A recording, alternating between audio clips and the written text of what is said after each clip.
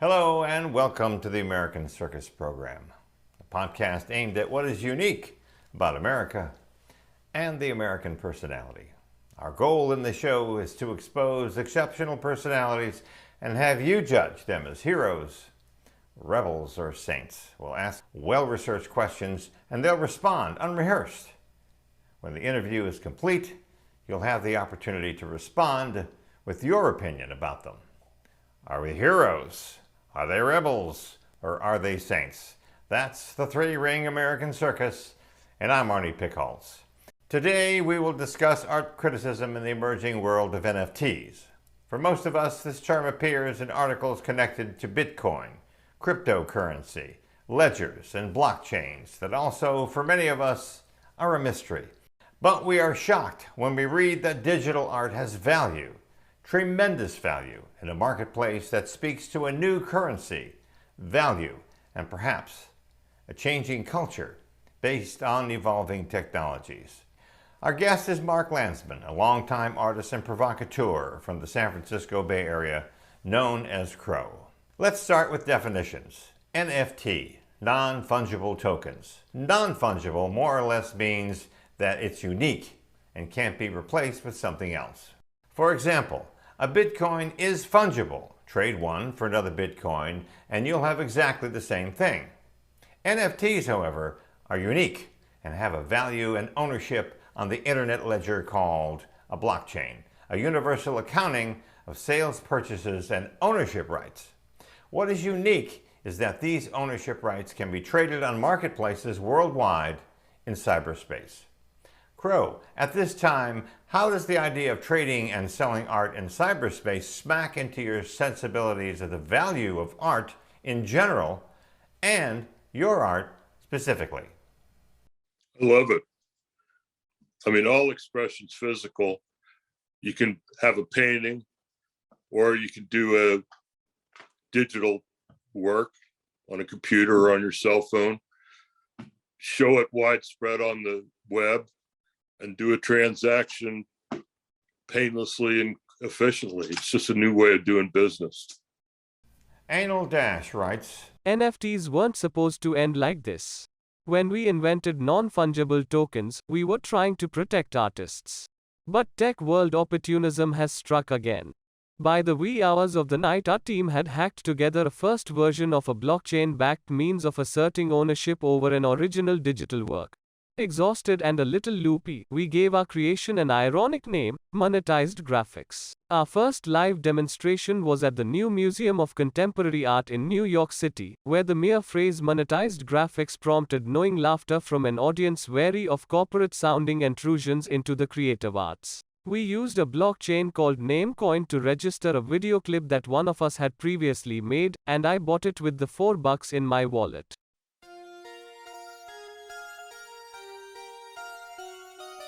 picture yourself in a boat on a river with tangerine trees and marmalade skies.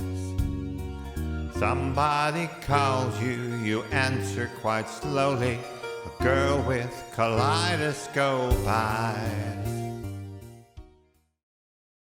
According to UBS Global Art Market Report, art sales rose from $57 billion in 2010 to $64 billion in 2019. Let's look at how the art market has developed.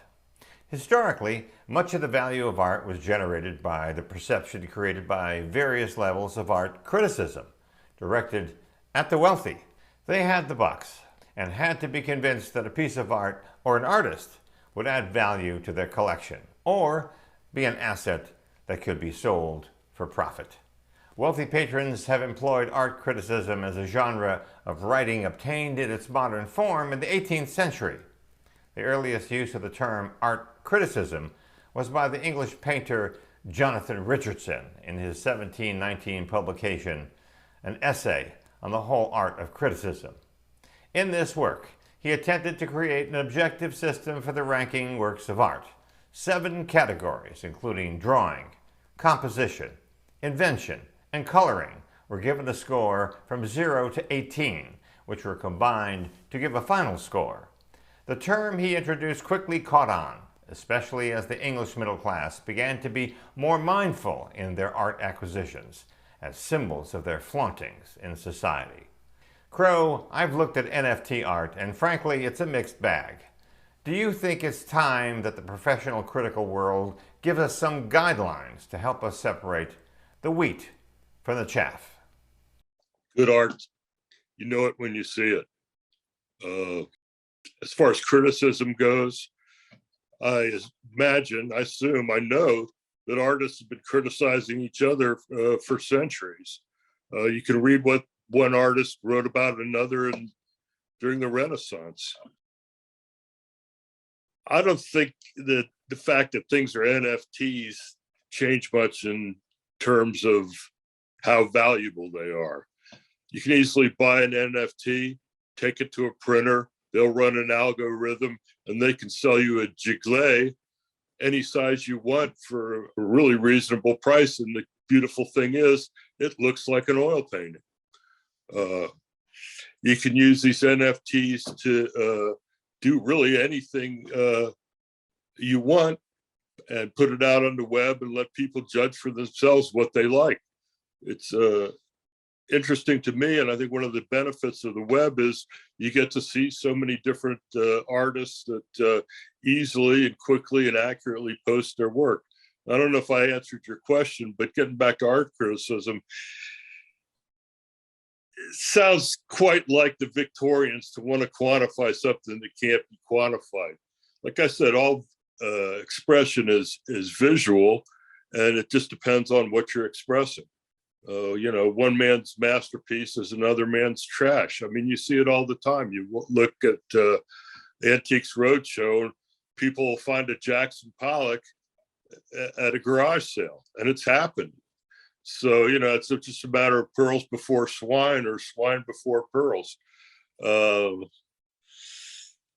job of an art critic really is to first describe the artwork, then analyze it. What was the artist thinking or trying to do?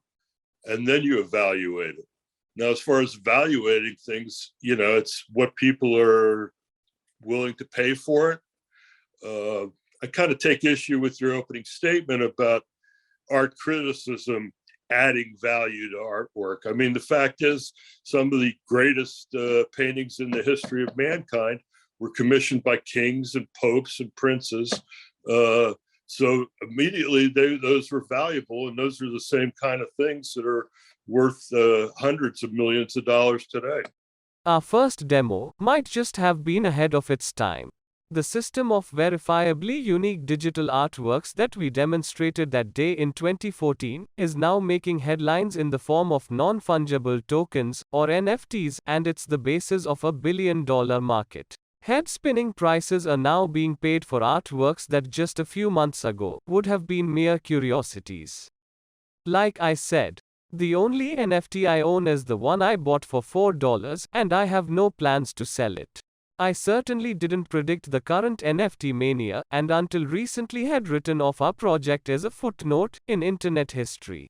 J.J. Charlesworth wrote that by the mid-2000s, a phenomenon was emerging that took as its target the apparently unstoppable devaluation of fiat currencies. Fiat currencies are monies that most of us relate to, issued by governments, in favor of a phenomenon called cryptocurrency. He writes, cryptocurrencies, NFTs, and visual art have, without the art world quite grasping it, combined at a moment when fiat currency has, in essence, become worthless. Wages are dead, and there is no reason for most people to save for a future that seems utterly without promise. This seems a bit pessimistic and dystopian, but technology has always been at the forefront of economic and cultural development. A new currency is staring at us, and eventually we'll all probably have a cryptocurrency wallet from which we do our daily business. Crow, how do you think the art world will react in this opportunity for new value in the years to come? I think the artists are going to jump all over it, and collectors too. It's such an efficient way of doing business. It's just a great opportunity for everybody involved. It's just a new media. It's like McEwen said, the media is the Messiah. And you know, art to a certain extent depends on trends, and it's a trendy thing. And, you know, it just depends on what your view of civilization is and whether you think that people are going to be glued to their computers for the next century or so. Cellophane flowers of yellow and green towering over your head. Look for the girl with the sun in your eyes and she's gone. You might be interested in NFTs because it gives you a way to sell work that there otherwise might not be much of a market for. If you come up with a really cool digital sticker idea, what are you going to do with it? Sell it on the iMessage app store, or how do you approach the possibilities with your art pieces, and will it change the medium you now use? Paint, canvas, or brush? Right now, I'm doing both. You know, frankly, it's easier for me to do things on a computer than it is to do canvas and brush. The only thing is it's more ephemeral, although, you know, nothing lasts forever. You can copy a digital file as many times as you want, including the art that's included with an NFT. But NFTs are designed to give you something that can't be copied: ownership of the work, though the artist can still retain the copyright and reproduction rights, just like with physical artwork. To put it in terms of physical art collecting, anyone can buy a Crow print, but only one person can own the original. How do these concepts work in your world? Well, I sell originals and I sell digital art too. As I said before, you can go to any printer and have really any file printed as big as you want for a really reasonable price. And quite frankly, I don't see what the difference is. I mean, you can use the best archival papers, the greatest inks. I mean, it could be a really high quality thing, or it can be something that's, you know, more ephemeral. And interesting enough, a lot of artwork that was considered ephemeral to begin with is now valuable. Take the Fillmore posters, for instance. They used to hand out, I remember Billy Graham handing out handbills in front of the Fillmore West. And now those little pieces of paper with a little psychedelic design by Rick Griffin or Mouse or somebody like that, you know, framed are worth big money. You know, it's the same thing. I keep saying, you know, it's just a different media. Now, of course, bronze sculptures are more likely to survive the eons than the paintings or drawings. But depending on whether the internet remains the way human beings do business and commerce and exchange ideas, it's really not that much of a game changer as far as I'm concerned. It just makes it easier to sell and market your stuff. Andy Story writes in Poster Grind. If you liked an artwork, would you pay more for it just because someone included its name in a spreadsheet? I probably wouldn't. But once you leave aside the technical details of NFTs, putting artworks on the blockchain is like listing them in an auction catalog. It adds a measure of certainty about the work being considered. By default, copies of a digital image or video are perfect replicas, indistinguishable from the original down to its bits and bytes. Being able to separate an artist's initial creation from mere copies confers power, and in 2014, it was genuinely new. This means that when someone buys an NFT, they're not buying the actual digital artwork, they're buying a link to it.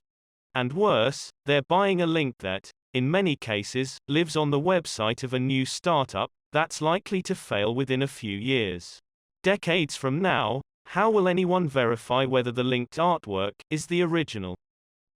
And finally, as Martin Herbert perceptively notes, such cultural moments are worth dwelling on, in part because they illuminate whether you are a gatekeeper mentally or not.